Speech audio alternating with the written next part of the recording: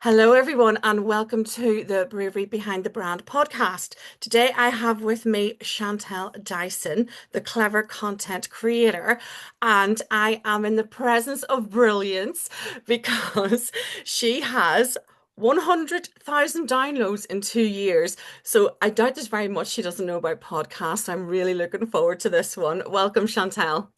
Hello, thank you for having me. Thank you for joining me. So before we get stuck in, do you have a favorite motivational song? I was thinking about this, and it's just one, and it's not going to mean anything to anyone else. It's more to do with like I was like, what song like just gets me excited and up and going. I always have playlists every single year, and it always starts out that there's kind of like a theme for the year. But this one, I was like, this is where it goes instantly, and it's called Ember by James Newman, and we entered it as one of our Eurovision songs. I would say about 4 years ago, I guess, because I am a Eurovision fan. Me Um, too. Very upbeat. I think we got nil point for it. I don't know why, because it's not that bad, but I mean I do know why, because there's politics involved. But that one has positive connotations with my time in single life, moving into this house myself on my own and getting it. And there's something about it that I can mentally almost play like a reel in my head of various things. And that's one that I used to like dance in the morning to keep positive and stuff like that. So motivational, positive, whatever it might be. I think that's one that's really stood out. That's fantastic. I love Eurovision, and I don't remember that one, but I'm going to look it up and add it to the Enjoy playlist. it. And have you noticed this past few years, the quality of Eurovision's been fantastic.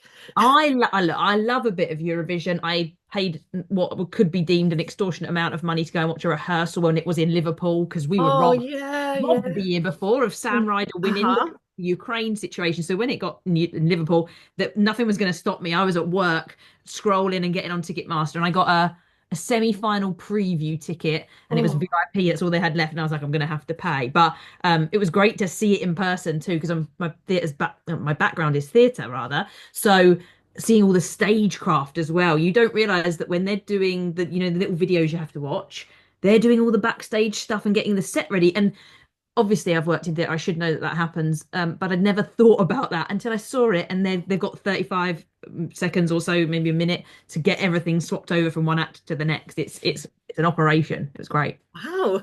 I am totally leaning in, really fascinated. Oh, I love that story. That's absolutely amazing.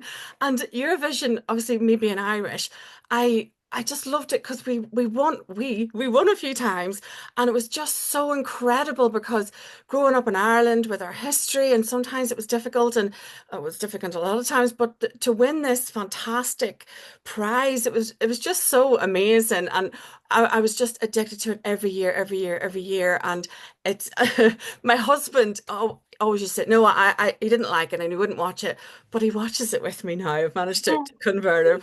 But yeah, recent years, there's been some absolutely fantastic sort of stuff coming from it, and long may it continue. But thank you for that. And Absolutely. it's nearly Eurovision season, isn't it? It's I mean, as far as I'm concerned, it's been Eurovision season since February. Because I start looking, actually, I haven't put any bets on. Normally, I'll have a little flutter on who I think's going to be popular. I'm very good at predicting the fan favorites, but I always get done over by the judges being a bit more, I don't know, formal, and that ruins me.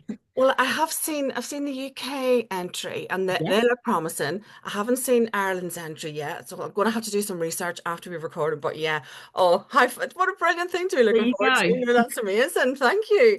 No And worries. do you have a motivational quote?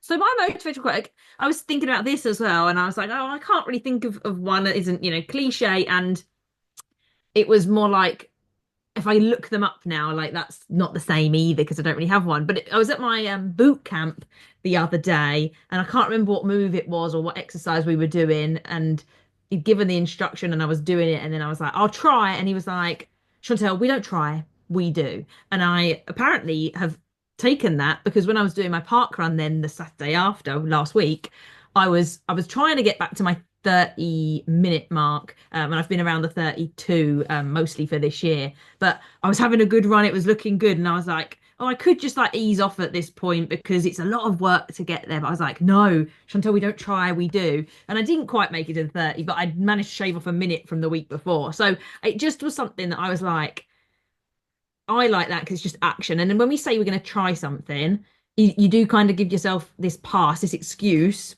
not to really go full for it. Or whereas actually, if you just did it and went for it, we've got to do it. Come on, get on with it, rather than, oh, I'll try. No, get on, do. I'm a bit like that, very direct. So I'm throwing that one in the hat. That is amazing. And I think if it's anything that just gives you that last push to finish it, and you don't want to be the one that finishes just before the finish line, do you? You want to get up there and do that, and no matter what it is. And you know what? I think all these motivational quotes are a little bit cheesy, so I am owning the cheese. Whatever it is that gets you past that finish line, closer to that goal, I just think, yeah, just go for it regardless. And I think yeah, that one's come up before actually, and I Oh, love that. It's really? very simple, and it is one that'll just pop up into your head whenever you need it. No, I absolutely love that one, and yeah, I'm gonna put that on my list as well. So on to you and your business. Tell me about it and what inspired it.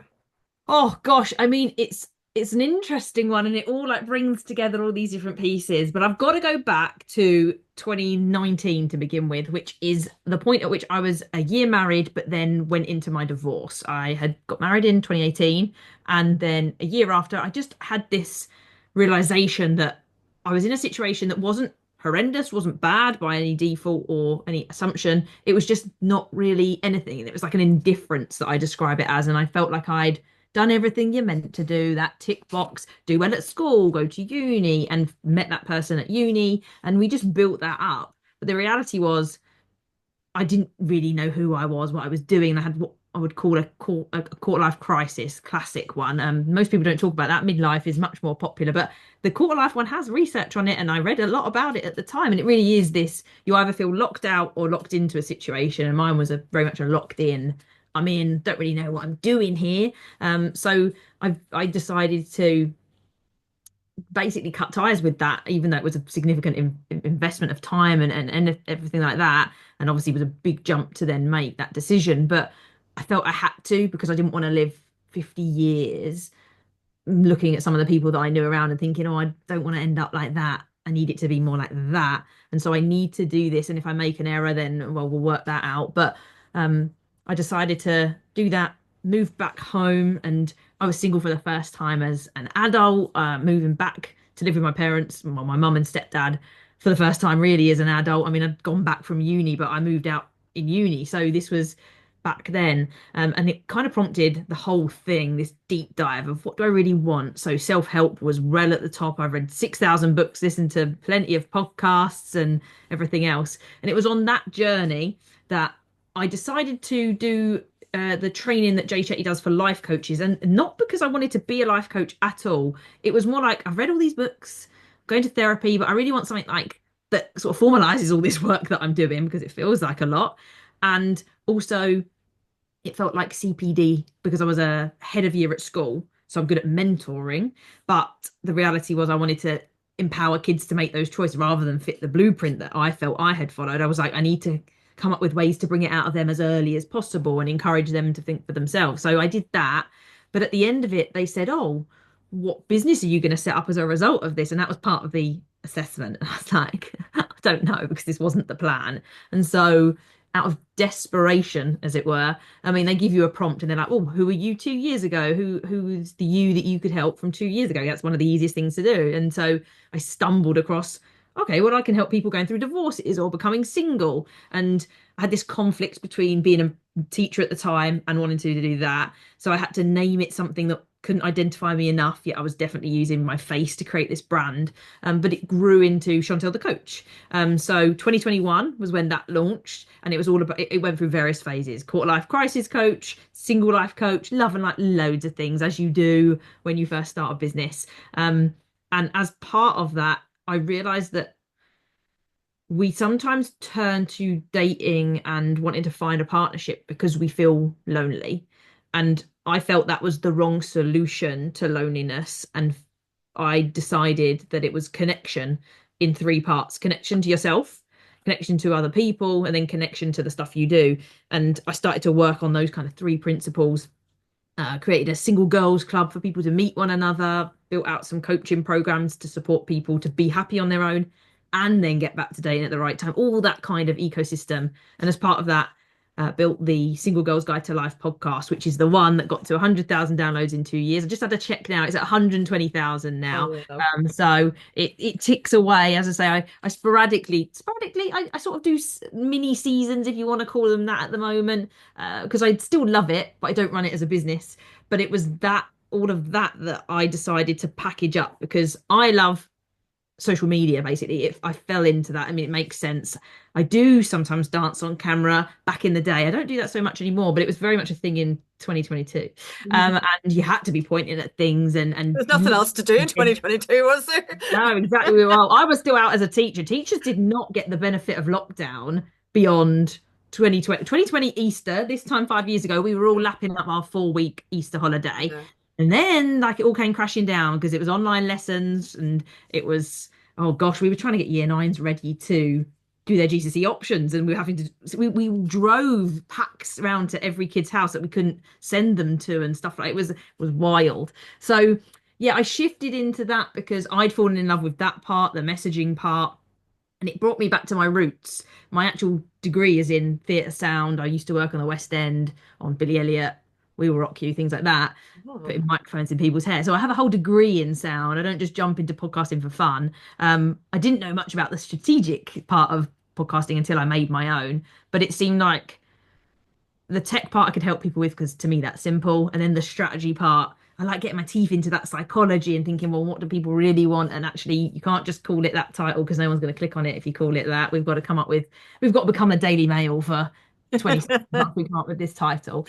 So, it's not just any old podcast. It's got to be podcasts predominantly that have a real impact and social reason behind what they're doing in some way. So as simple as what Chantelle, the coach, was doing was addressing loneliness. A couple of people that I work with, they're addressing the issues with policing for police and the experience of working in that system. Others, it's about finding the power within and doing a lot of self-help work. So I predominantly work with life coaches and therapists. I can help other people generally, but I prefer that B2C purposeful element as well to really have that impact on the world. Because I think long conversation, thought leaders, and I think people such as life coaches are going to change the way that people think, probably more effectively than school. And I don't say that because there's a lot of commentary around school and education. I say that as someone on the inside, and I don't think there's enough of that in schools that we could bring in quite nicely because I do PSHE now rather than maths. So there's lots of always thinking like, what do people think? How do we grow these ideas? So yeah, that's the answer to where we got to the business. wow, that is so fascinating. I'm just I mean, you have to hear it all, else it doesn't make sense. But that's as yeah, condensed as about as I can get it. yeah. Wow, that is incredible. An incredible story. And I was just thinking to myself, you acknowledged that you were following the good girl model. And Mm, then, you said you were a head girl, is that what it was? And then you were probably taking the steps that you thought everyone thought you should do, and then just decided, hang on a minute, is this really what I want? And I love that you just stopped and looked around and thought, well, is this where I want to be? Do I want to be like that person? Do I want to be like that person? And to have that self-awareness, mm. obviously quite young to think, well, no, actually, I don't want this. And look, and the journey that you took to the self-awareness, the inner work, working, doing all that, the coaching and studying everything around it. I just think, wow, that's so amazing. Plus, with your background in education, and obviously with the work that you did with the theatre, how amazing is that? But all those skills, cumulatively, just bring you Mm. to this point in your life, and just think that it just it's as if it was mapped, as if it was destined to be, and I don't usually sort of make comments like that, but it just all does seem to have formed this jigsaw that has created you and this brand today. It's amazing. Yeah, it does feel really nice, and it's interesting because I wouldn't have acknowledged that I had the self-awareness when I made the decision to leave. I felt the self-awareness was delivered after, I suppose, through the work that I did. And one of the things I held on to in that period was very much I cannot get myself back into a relationship the same again. So people like so quickly were, oh, are you dating again? sometimes the divorce isn't even we haven't even applied for the divorce yet because we're going to at the time you couldn't do the no fault divorce, so you had to wait a couple of years if you were going to go down that route. And it's so funny how people try to push you back onto the path so quickly. So I did have enough awareness to go, I'm not doing this again. I can't do this again. This is painful. I'm refused to do this again. And it is nice to kind of go because some people would go down that route of, well, you were a life coach and now you're doing the thing to help life coaches, which I totally am. But at the same time, it was always the skill set. I've got the creativity and the fun. I mean, when was a maths teacher, I was not bog standard maths teacher. Come on, I literally was in classroom, a key stage 3 coordinator, and I wanted, well, the two major things was one, I don't believe in setting children into top and bottom set and anywhere in between because there's loads of research that shows us why that's a terrible idea. It doesn't really advantage the top that much, disadvantages the bottom quite a lot. And if you put them in mixed, it actually does a lot more for growth mindset and stuff like that. And I therefore, as a result of that, I wanted to overhaul the way we did the curriculum. We've got a national curriculum we have to follow, but how you deliver it is how you want. So we shifted to booklets, and we had these booklets that put themed topics together, but it was underpinned by one problem that could be accessed if you studied the whole booklet. So we had something called "I Got Bills" because everyone always comments, "Oh, we never teach them about bills." I'm like, well, no, we do, but never really super explicitly. Whereas this was all the percentages, fractions, and stuff Mm. wrapped up in some problem, and they got to look at pay slips. They were asked if they were allowed to bring in a water bill from home. If not, they used one of mine that my dress on. So we were always being creative with that, and then bring in the fact that I had the technical experience of sound and actually know what's going on with software that I've used since I was 16. So literally half my life, nearly 32 this year, and yeah, it all comes together. And then teaching it, I run it for some people and I teach it to others, so the teaching element comes in, and it's like an ikigai version of my own life, I suppose. And that's it does feel very tied in a bow at the end. Even though 32, like what's to come in the next 32 more years, because that's where we've got to now. We don't want to peak too Who early. knows? No, no, it's fascinating, and I agree with you. I detest the fact that we label children basically from the minute they enter the education system, and I don't like labels anyway. But especially with our tiny precious children, here you are. This is the box that you fit in, Yeah. and they kind of own that identity for the rest of their lives. But that's probably another podcast. So with all of that in that that beautiful picture with all its elements. What do you think's been the most challenging? Great question.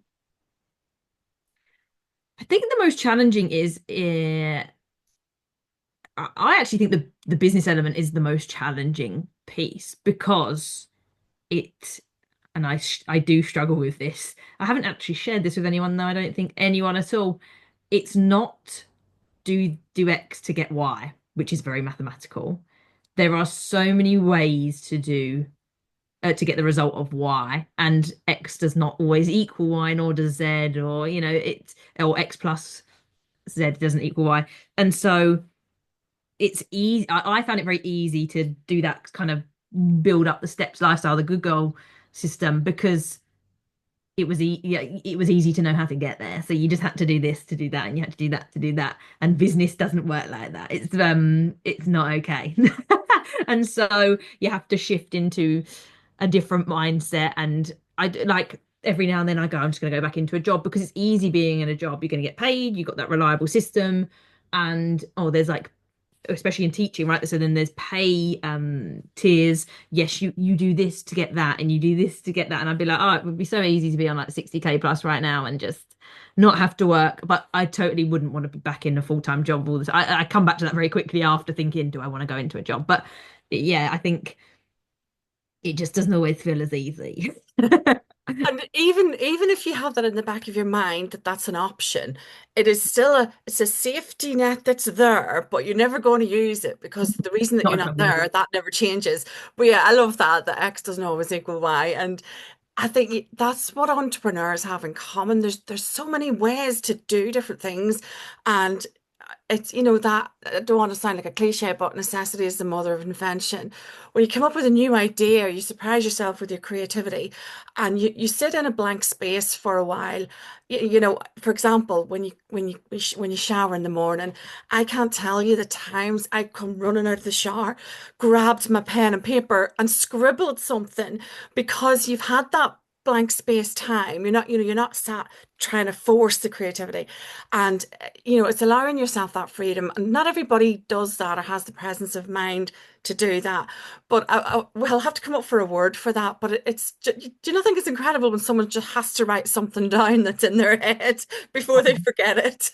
I have this issue at 3 a.m. in the morning. Do you know what I mean? Like I was awake really early the other day and I was like, I'm just gonna have to get up because I can sit here and try and get back to sleep. But the reality is I've got, for whatever crazy reason, I've got the energy now at 4 a.m. So let's just get up and do that. And if it means we have to go to bed a bit early or have a nap in the middle of the day, then so be it. But the energy and for whatever reason your brain's going for it, let's go, let's get this done and create this piece of content or whatever it happens to be. And that is another challenge, which is having too many ideas because X, Y, and Z all lead to Y.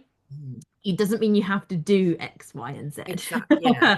Just And fun. there is that. But I just love these ideas, people. And yeah, I always say this, my favorite question is, what if? And I know I can feel it when it's coming to me. And I go, well, what if we did this? Or what if we tried that? But I love those people that are always sort of coming out with ideas. But yeah, the 3 o'clock in the morning thing scenario just isn't good if it's happening persistently. If you could give yourself one piece of advice, then what would it be? I I thought about this one as well, and I really like the concept of, and I don't know if it fully works, somebody just hitting the right year. But I think your best approach, especially when starting in business, is to approach life or that section of life as university. So everyone seems to think that it's really easy to build a business and that you're going to hit X, Y, Z and do really well in year one. And traditionally, let's look at stats. That's not the case. Like you might break even if you're lucky, with all the expenses you've got going out, and you might pay yourself a bit or some, who knows what you're doing. But if you can treat it like the first 3 years of uni and just give yourself that grace of, well, hang on, when I went to university at 18, I didn't expect to get a job in the first 3 years. I had to learn my craft, build connections, etc. And then when I walked out of uni, maybe I walked into a graduate job and then I moved up the ranks. And I think just having, even if you don't work to those exact years and numbers, but understanding that it doesn't necessarily just all happen. And for some people, it definitely will have done. But for the majority, it takes time, it takes dedication, and you have got to build it up over time. So treat the first 3 years like you're still at uni learning. What would you expect of a second year? What would you expect of a third year? And hopefully by third year, you'd have worked a load of stuff out because marketing in the first year is very different to your marketing and messaging in the third year. And knowing, having that clarity, having the feedback, there's just time isn't, you can't account for it because of the conversations you've had and how you've understood your business. We all start out with an idea of what we think we're going to be pitching it around, and I think in the early years it changes so quickly and so much, and you're developing, especially if you're on your own. I mean, there's marketing, there's sales, there's the legalities, there's everything, client delivery, client success, payment processes, all kinds of stuff. There's a lot to learn and to take on, and you can't do it all at once and expect it all just to work. So, That yeah. is such a really good way of describing it. Because when I think back to my own journey and what I've seen my clients do, a lot of people beat themselves up because they've not suddenly started making money. And that's because I think the pressure of social media, you've got people on there saying, oh, well, I made 6 million in 5 minutes. No, you didn't. You spent 10 years building your craft, building Yeah. your audience, doing all your stuff. And and when I first started out, yeah, I had these skills. I had a core set of skills that I knew would help me with my business. But I didn't know what a funnel was. I didn't know how to build a sales page. You just want to go, here's my product and I'm really good. Now buy it, please. And there's this the psychology of it, and you got to do your lead magnet, and you've got to build your email list, and none of that comes easy because you've got to find your ideal client, and they've got to resonate with you, and all the things around that. It's just the way you've said it. compared to university. I just think you're absolutely right. And if you are lucky enough to suddenly start making money immediately, that is absolutely fantastic. But it's there's no magic pill, there's no magic formula. And even if you did, you'd probably burn out really quickly. And what I see in my line of work, it's that you've got someone that has this fantastic skill and they say, "Oh, I'm going to start a business, right? I'm going to start a business making widgets." And then they go, right, I've got my business, I'm set up. And then they go, right, I need to go on social media, but I don't want to put my face on there. I don't want to record myself. I don't want to talk on stages. And they get paralyzed at probably your equivalent of year one. And then that's where they falter because they don't want to have to put the personality out there. They're worried about being judged. They're worrying about making mistakes. They're worrying about doing all the ums and ahs. And they haven't thought past that, and that's usually where I find people get stuck. And then that's when you need to start looking at coaches, and not everyone realizes that you need to start plugging those gaps with additional education because no one is born knowing all this stuff. So I love that. That's a really interesting way to put that. So thank you for that. I'll be thinking about that for a while. So talking about audiences then, how comfortable are you with your audience and social media? Are you happy to go do lives on social media? Do you do talks? Do you go to places to show your face? Yeah, pretty much. I mean, I think having the podcast has significantly helped that because when I first started all of that kind of stuff being online, I remember feeling very nervous. And I always share this video where I'm very softly spoken in how I'm talking about what the quarter life crisis is, which obviously is very different to how I talk now. And I think we all have to go through that phase. It's important to have to experience and this Yeah. yourself, keeping those podcast episodes that were from the beginning. I thought I did edit them. I've listened back. They're not that well edited with the ums. I'm like, what? You are, and you actually know how to edit, Chantelle. So what has gone on here? But it's fine. And I think it's nice to have that, it's not polished, it's not perfect. So yeah, it took some time to build those things up, and I'm putting a little bit more of an emphasis on shifting to doing more public speaking. Obviously, been a teacher, so being in front of a crowd, if you want to call them that, isn't too scary in that self. Sometimes it's more like it's different because when I'm teaching, it's very workshop led, let's put it that way, isn't it? And I've got PowerPoints and slides, but it was maths predominantly. And even in PSHE, it's prompted by a big question and loads of other people are contributing to it. Whereas when you're speaking on stage, that's and with the intent of getting leads is probably the thing that you're trying to do, or at least build brand likability, recognition, etc. You want it to be impactful, you want it to be memorable because at any talking event, there's multiple talks, and you want to use it to your advantage, but also give people something to think about and to have them going away remembering you for a great reason, whether they work with you or not, but just having that impact. So that's something that I'm very much shifting into. And you do have to do that with a podcast, but you've got more chance to experiment there, whereas it's a bit more high stakes when you're at a particular event and you do learn a keynote over time, but refining that and getting it is that kind of stage before you're there.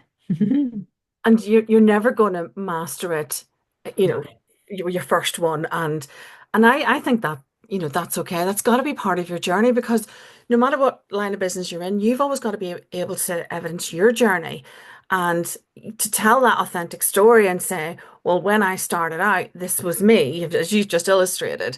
And the practice and the doing of that thing over time has got to get you to feeling more comfortable, feeling more natural, because that's where the authenticity comes in.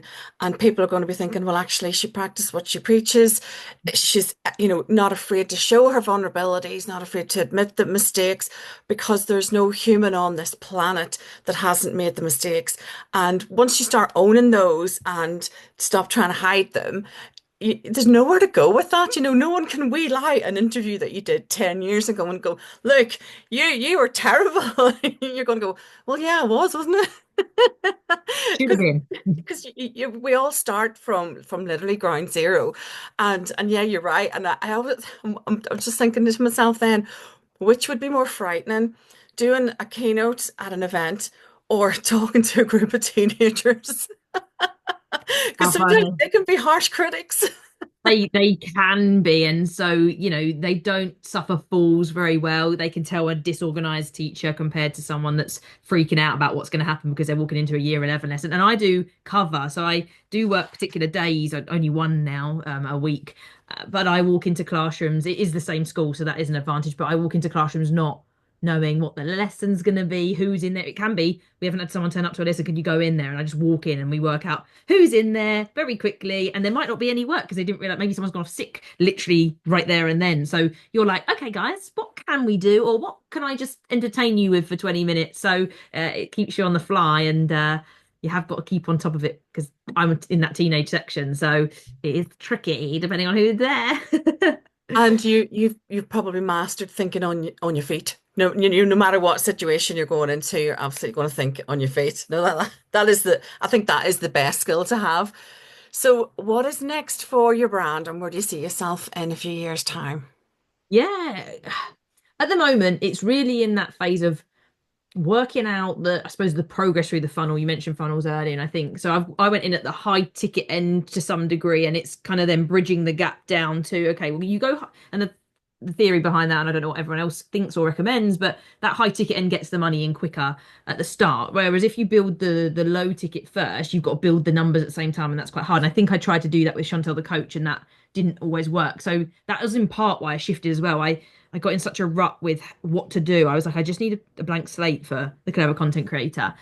So I went in at high ticket and it's really working on what else there is. So yes, there's a strategy session, and then we're working on a lot of mini courses, like having these mini offers. And so it's almost coming in at both ends because the mini offers are definitely one stage in from a freebie slash you found out about me versus top ends coming down. It's almost like the middle bridge isn't there. It kind of jumps from like £47 for the mini course, start your podcast, to like a couple of hundred for a more intense course with live support, and then jumps up to a year long. But yeah, it's that whole how do you create that product suite? So that's that. But the reality of how I want to see it going further is definitely speaking on stages is huge. I think I love talking, I like talking to people, and it's something that I really think I can ace. It's just a case of getting there and doing it. So that's one thing.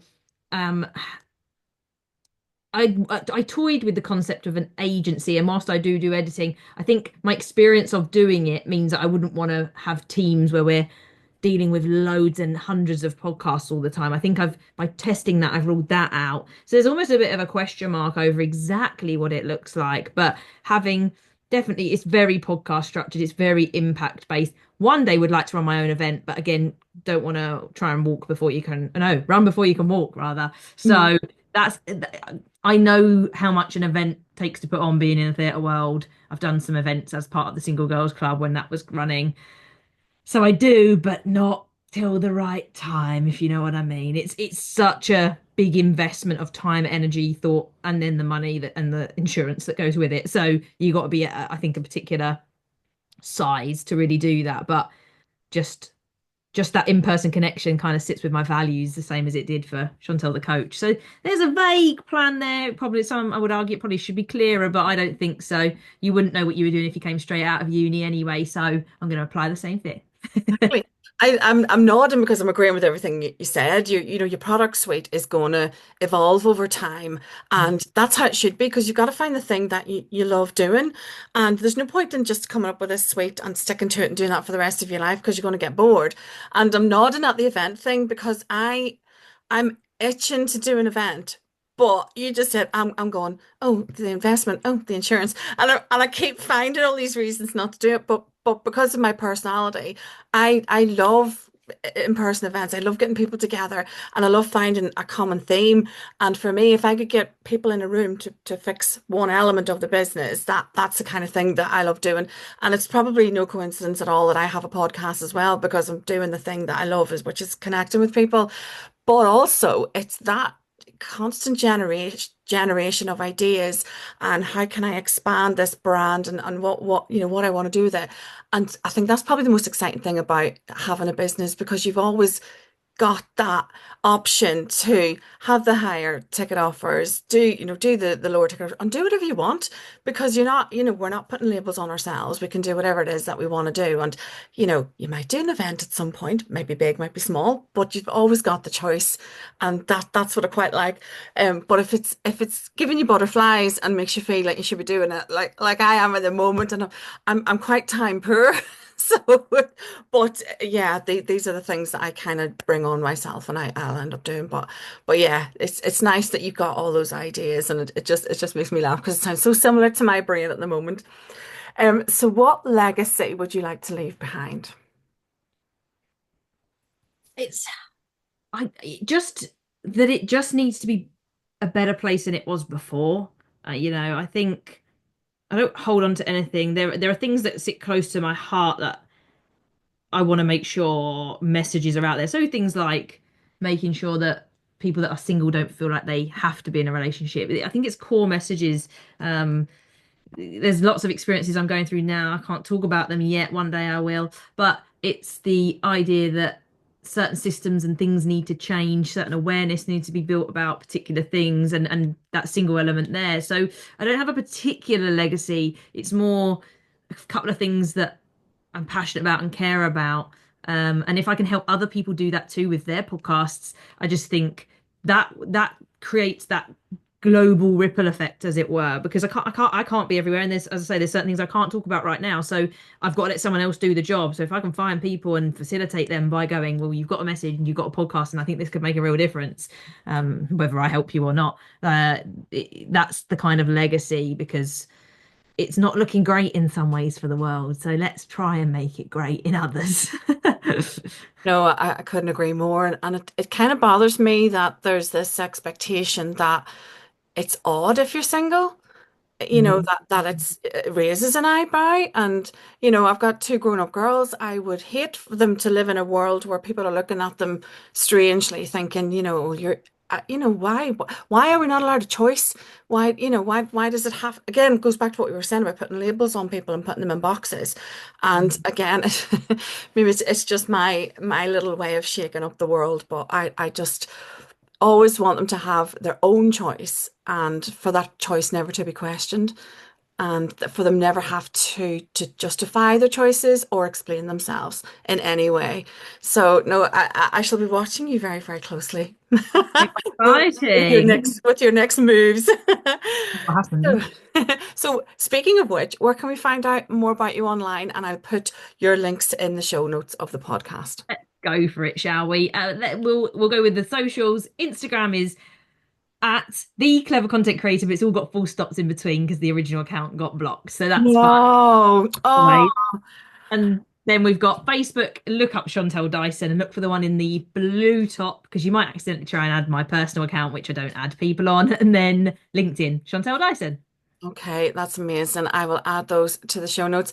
Thank you so much for joining me. It's been absolutely fascinating. I could talk all day about the things that we've talked about, but it's just been so fascinating. And I'll probably have you back at some point in the future when you tell me about all your updates. But thank you so much for joining me. It's been an absolute pleasure.